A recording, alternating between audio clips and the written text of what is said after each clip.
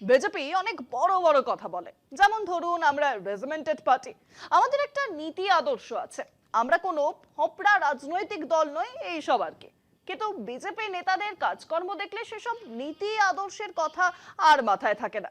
উত্তরপ্রদেশের মতো জায়গা যেখানে বিজেপি ক্ষমতায় আছে, সেখানকার একমাত্র নীতি আর আদর্শ হলো বুলডোজার। পান থেকে চুল খসলেই যোগী রাজা বুলডোজার চালিয়ে দেন। আর পশ্চিমবঙ্গ যেখানে বিজেপি ক্ষমতায় নেই, সেখানে বিজেপি নেতারা কি করে? তারা চুপি চুপি ফুল বদল করতে চান। কে জানালেন? খোদ অভিষেক বন্দ্যোপাধ্যায়। হ্যাঁ, ভোটের আগে হাটে হাঁড়ি ভাঙলেন অভিষেক বন্দ্যোপাধ্যায়। পশ্চিম মেদিনীপুরে দুই বিজেপি বিধায়ক, ঘাটালের শীতল কপাট ও খড়গপুরের হিরণ চট্টোপাধ্যায়, তৃণমূলে যোগ দিতে চেয়ে তার সঙ্গে দেখা করেছিলেন বলে প্রকাশ্য সভায় ঘোষণা করেছেন অভিষেক বন্দ্যোপাধ্যায়। যদিও তৃণমূলের সর্বভারতীয় সাধারণ সম্পাদকের এই দাবির কোনো প্রতিক্রিয়া দেয়নি বিজেপি।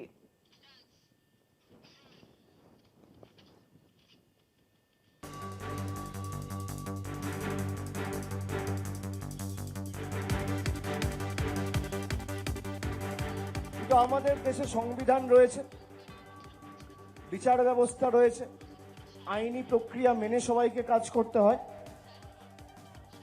আপনারা জানেন, আমি নাম বলছি না, বিজেপির এখানে কটা এমএলএ রয়েছে? কটা এমএলএ রয়েছে?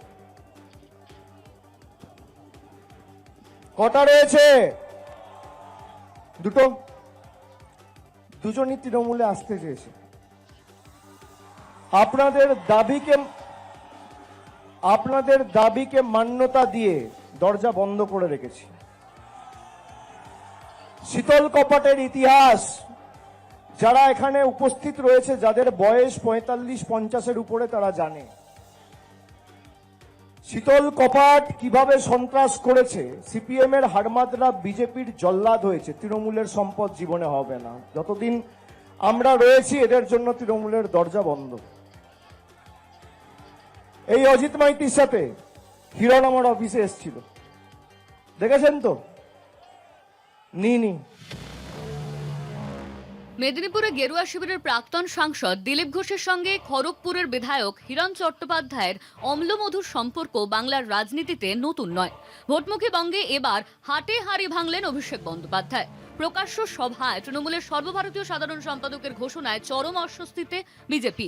এককভাবে পদ্ম শিবিরকেই কেবল নিশানা করেননি, সিপিএম ছেড়ে আসা লোকজনই যে মেদিনীপুর বিজেপির নেতৃত্বে নাম ধরে ধরে তাদের পরিচয় প্রকাশ্যে আনেন অভিষেক।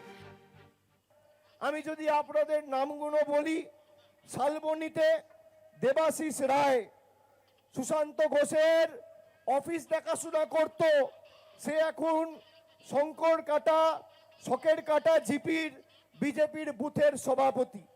কেশপুরে তন্ময় ঘোষ, প্রাক্তন সিপিএম এর ব্লকের সভাপতি, বর্তমান বিজেপির জেলা কমিটির মেম্বার।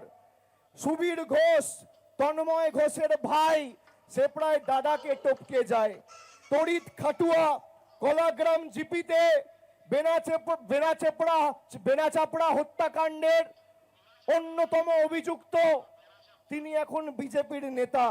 মহাদেব প্রামাণিক, সিপিএম এর প্রাক্তন যুব নেতা, বেনাচাপড়া খুনের হত্যাকাণ্ডের অন্যতম অভিযুক্ত, এখন বিজেপির পার্টির অন্যতম সমর্থক বা কার্যকর্তা। চন্দ্রকোনাতে সুকান্ত দলুই, ঘাটালের এমএলএ তো নিজেই রয়েছে।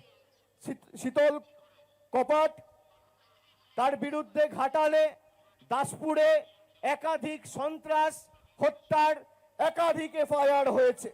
মেদিনীপুর শহরে শুকুর আলী, নাম মনে আছে না ভুলে গেছেন? শুকুর আলীর ছেলে হাসরাফ আলী বিজেপির মেদিনীপুর শহরের নেতা।